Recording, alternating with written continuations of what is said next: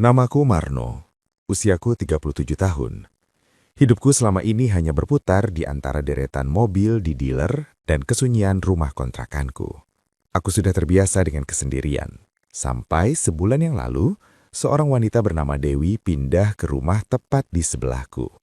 Seorang janda dengan satu anak kecil yang selalu terlihat anggun, namun menyimpan misteri di balik senyumnya yang tipis. Malam itu, jam sudah menunjukkan pukul 10. Aku baru saja hendak merebahkan diri saat pintu depan diketuk pelan. Di sana berdiri Dewi, masih mengenakan daster sutra yang jatuh pas di lekuk tubuhnya, dengan rambut yang sedikit basah. "Mas Marno, maaf mengganggu malam-malam. Lampu di dapur saya tiba-tiba mati. Saya takut kalau gelap-gelapan sendirian dengan anak saya. Bisa minta tolong pasangkan?" Bisiknya dengan suara yang sangat lembut, namun terdengar sangat intim di telingaku. Aku melangkah masuk rumahnya yang masih berbau cat baru. Suasana rumah itu begitu sepi. Anaknya sudah terlelap. Saat aku menaiki tangga untuk menjangkau lampu di langit-langit dapur, Dewi berdiri tepat di bawahku, memegangi tangga agar aku tidak jatuh. Namun aku bisa merasakan tatapannya tidak lepas dari gerak-geriku. "Mas Marno, kok belum menikah juga? Pria segagah Mas Marno pasti banyak yang mau," ucapnya tiba-tiba. Suaranya rendah dan serak membuat konsentrasiku buyar. Saat tanganku berhasil memasang lampu dan cahaya terang seketika pemenuhi ruangan, aku menunduk. Wajah Dewi berada sangat dekat dengan lututku. Ia tidak menjauh. Sebaliknya, ia justru menyandarkan kepalanya sejenak di kakiku sambil berbisik terima kasih.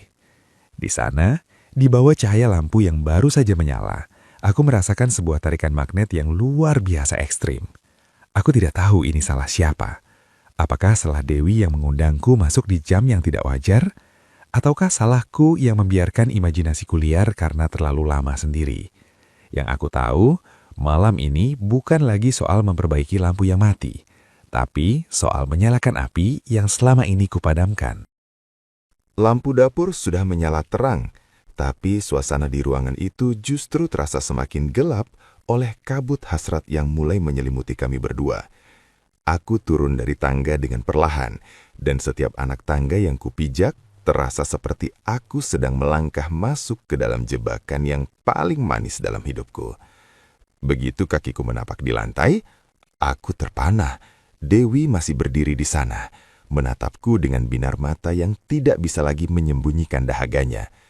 Cahaya lampu yang baru kupasang justru mempertegas siluet tubuhnya di balik daster sutra tipis itu.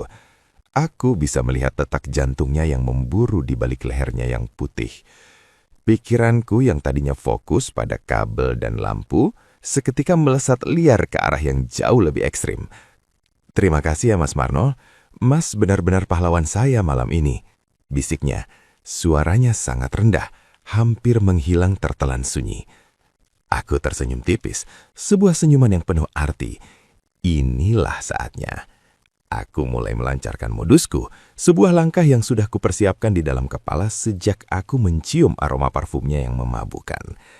"Sama-sama Mbak Dewi, tapi sepertinya lampu ini perlu dipastikan tidak akan putus lagi." Sebenarnya malam ini bukan sebuah kebetulan yang tiba-tiba. Sudah berhari-hari, bahkan berminggu-minggu, ponselku tidak pernah sepi dari pesan-pesan singkat darinya. Kami sudah sering chatting, melempar candaan yang kadang menyerempet bahaya, hingga saling curhat tentang kesepian masing-masing. Namun, jujur saja, aku sempat ragu. Di dunia digital, semua bisa tampak manis. Tapi aku tidak pernah tahu apakah keberaniannya di layar ponsel akan sama saat kami bertatap muka. Tapi malam ini, di rumahnya yang hanya diterangi lampu remang, keraguan itu mati seketika. Ternyata aslinya jauh berbeda. Dewi jauh lebih nyata, jauh lebih berani, dan jauh lebih mempesona daripada sekedar baris kata-kata di WhatsApp. Saat ia menarikku ke area yang lebih pribadi, dengan alasan lampu kamar yang berkedip, aku tahu ini adalah panggung yang sudah kami siapkan bersama dalam obrolan-obrolan rahasia kami. "Mas Marno, ternyata aslinya lebih gagah ya daripada di foto profil," bisiknya sangat rendah tepat di depan dadaku. Napasnya yang hangat menembus kain kemejaku, membuat darahku seolah mendidih. Aku tidak lagi menggunakan modus kabel panas atau lampu rusak. Aku menatap matanya dalam-dalam, menggunakan suara rendahku yang paling berwibawa. Dan kamu, Dewi, ternyata jauh lebih berbahaya daripada yang aku bayangkan. Kami melampaui malam itu dengan sangat, wow, segala keraguan yang selama ini menghimpitku luruh sepenuhnya. Tidak ada lagi cata-cata. Yang ada hanyalah bahasa raga antara dua orang dewasa yang sudah terlalu lama menyimpan dahaga. Ia memberikan pelayanan yang belum pernah kurasakan sebelumnya. Sebuah perhatian dari seorang wanita matang yang tahu persis bagaimana cara menghargai seorang pria. Aku benar-benar terpana.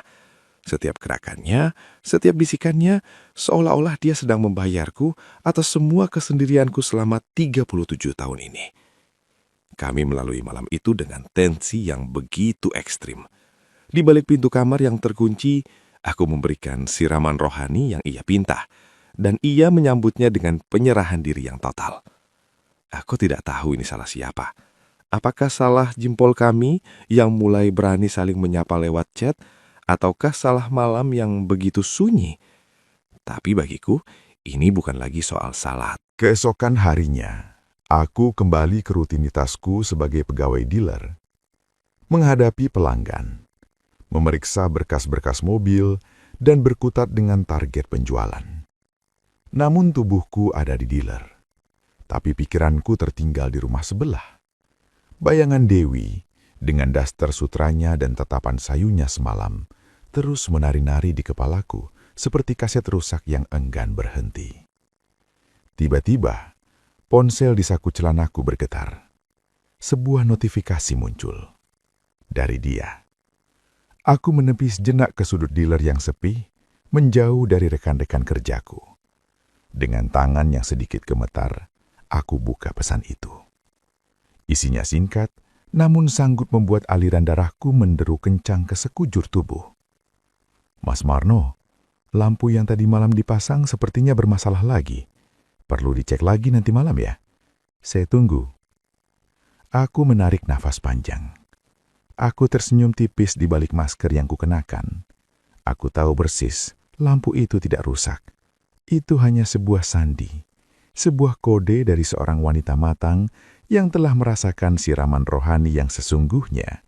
Dan kini ia meminta lagi. Ia ketagihan. Dan jujur saja, aku pun merasakan hal yang sama. Pesan itu adalah undangan terbuka untuk melanjutkan apa yang belum sempat kami tuntaskan dalam satu malam. Mungkin banyak orang di luar sana, terutama kalian bapak-bapak yang sedang mendengarkan ini, akan bertanya, Marno, apa kamu nggak takut? Apa kamu nggak merasa ini salah? Dengarkan baik-baik. Di usiaku yang 37 tahun ini, aku sudah banyak melihat warna-warni kehidupan. Dan perlu kalian tahu, aku tidak bisa menyalahkan masing-masing dari kami atas kejadian ini. Aku tidak menyalahkan Dewi karena ia hanyalah seorang wanita yang butuh perhatian dan rasa aman. Dan aku tidak menyalahkan diriku sendiri karena sebagai pria, aku memiliki naluri untuk melindungi dan memiliki. Bagi saya ini bukan lagi soal moral yang kaku. Ini adalah soal dua jiwa yang kebetulan bertemu di frekuensi yang sama. Dewi butuh sosok pria yang gagah dan nyata, bukan sekedar janji-janji di layar ponsel. Dan aku butuh kehangatan yang hanya bisa diberikan oleh wanita yang sudah paham cara menghargai laki-laki. Jadi ketika nanti malam aku kembali mengetuk pintunya dengan tas peralatan lampuku, aku tidak akan merasa bersalah. Aku akan melangkah dengan kepala tegak. Karena di dunia yang penuh kepura-puraan ini, menemukan kejujuran rasa, meski hanya di balik pintu rumah tetangga. Malam itu, aku tidak ingin membuang waktu. Pekerjaanku di dealer, kuselesaikan lebih cepat. Pikiranku sudah melesat melampaui pagar pembatas rumah kami. Aku datang lebih awal dari biasanya, bahkan sebelum lampu jalan benar-benar terang benderang. Aku melangkah dengan mantap, membawa tas peralatan yang sebenarnya hanyalah kamuflase untuk sebuah niat yang jauh lebih dalam. Baru saja tanganku hendak mengetuk, pintu itu sudah terbuka. Dewi berdiri di sana. Tapi kali ini tidak ada kata halo atau basa-basi soal lampu dapur. Matanya yang sayu langsung mengunci tatapanku. Tanpa mengucapkan sepatah kata pun, ia meraih kerah ke mejaku dengan kedua tangannya yang halus namun bertenaga. Lalu, hap, ia langsung menarikku masuk ke dalam. Klik. Suara kunci pintu yang diputar dengan cepat di belakangku seolah menjadi tanda bahwa dunia luar tidak lagi punya hak atas apa yang terjadi di dalam sini. Suasana rumah begitu sunyi, hanya ada cahaya remang dari lampu sudut ruang tamu. "Anakku sudah tidur lelap, Mas. Jangan berisik," bisiknya tepat di depan bibirku. Nafasnya terasa panas, bercampur dengan aroma parfum melati yang sangat sensual. Aku tertegun melihat keberaniannya malam ini. Janda beranak satu ini ternyata menyimpan api yang jauh lebih besar dari yang kubayangkan. Ia tidak membiarkanku meletakkan tas peralatanku. Ia justru merapatkan tubuhnya, membiarkan dadaku merasakan setiap detak jantungnya yang tidak beraturan. Di momen itulah aku merasa duniaku berhenti berputar. Aku tidak lagi peduli dengan statusku sebagai pegawai dealer atau apa kata tetangga jika mereka tahu. Aku menggunakan suara rendahku yang paling dalam, berbisik di telinganya. "Jadi, bagian mana lagi yang harus saya perbaiki malam ini, Dewi?" Ia hanya membalas dengan sebuah tarikan nafas yang panjang dan dalam, lalu menarikku menuju kamarnya. Di sana, di bawah cahaya temaram, kami kembali melampaui batas-batas itu. Aku memberikan siraman rohani yang jauh lebih ekstrim dari malam sebelumnya. Setiap sentuhanku adalah jawaban atas kesepian yang ia rasakan, dan setiap sambutannya adalah obat bagi dahaga yang selama 37 tahun ini kusimpan sendiri. Perlu kalian tahu, bapak-bapak, di saat seperti ini, aku benar-benar menyadari bahwa hidup ini terlalu singkat untuk dihabiskan dengan keraguan. Aku tidak bisa menyalahkan diriku yang hanyut dalam pesonanya, dan aku tidak bisa menyalahkan Dewi yang membutuhkan perlindungan seorang pria. Di kamar yang terkunci ini, kami adalah dua manusia yang Fajar baru saja menyapa ketika aku perlahan melangkah keluar dari pintu belakang rumah Dewi. Udara pagi yang dingin terasa begitu menyegarkan di kulitku. Kontras dengan sisa-sisa kehangatan siraman rohani yang baru saja kami tuntaskan beberapa jam lalu. Aku merapikan kerah bajuku, memastikan tas peralatan lampuku berada di genggaman dan berjalan menuju pagar pembatas rumah kami. Aku sempat menoleh ke belakang, ke arah jendela kamarnya yang masih tertutup tirai. Di sana, di balik kaca itu, aku tahu ada seorang wanita yang akhirnya bisa tidur dengan senyum tenang. Seorang wanita yang tidak lagi merasa sendirian di lingkungan baru ini. Aku melangkah masuk ke rumahku sendiri dengan sebuah senyum kemenangan yang tertahan. Senyum seorang pria yang bukan hanya berhasil memperbaiki lampu yang mati, tapi juga berhasil menyalakan kembali gairah hidup yang sempat redup. Sebelum aku berangkat menuju dealer pagi ini, ponselku bergetar sekali lagi. Sebuah pesan singkat dari Dewi masuk. "Terima kasih untuk perbaikannya semalam, Asmarno. Sepertinya dealer harus merelakan montirnya sering-sering lembur di sini." Aku tertawa kecil. Suara rendahku menggema di ruang tamu yang sepi. Kami sudah sepakat. Kejadian ini tidak akan menjadi yang terakhir. Perbaikan lampu ini akan menjadi agenda rutin kami. Sebuah jadwal rahasia yang hanya diketahui oleh dinding-dinding rumah kami. Dan perlu kalian pahami sekali lagi, bapak-bapak. Aku tidak akan pernah menyalahkan diri sendiri dan aku tidak akan membiarkan Dewi merasa bersalah. Mengapa? Karena ini bukan tentang pengkhianatan kepada siapapun. Ini adalah tentang hak. Hak seorang pria untuk merasa dibutuhkan dan dihargai kejantanannya. Hak seorang wanita untuk merasa dilindungi dan diinginkan seutuhnya. Di dunia yang penuh dengan aturan dan penilaian orang lain, kami memilih untuk menciptakan dunia kami sendiri. Sebuah dunia di mana rasa bahagia tidak butuh izin dari siapapun. Kami hanya dua orang dewasa yang saling mengisi, tanpa ada yang tersakiti. Malam nanti, lampu jalan mungkin akan menyala lagi. Tapi di balik pintu rumah sebelah, aku tahu ada cahaya lain yang jauh lebih indah yang sedang menantiku. Dan aku, Marno, akan selalu siap sedia dengan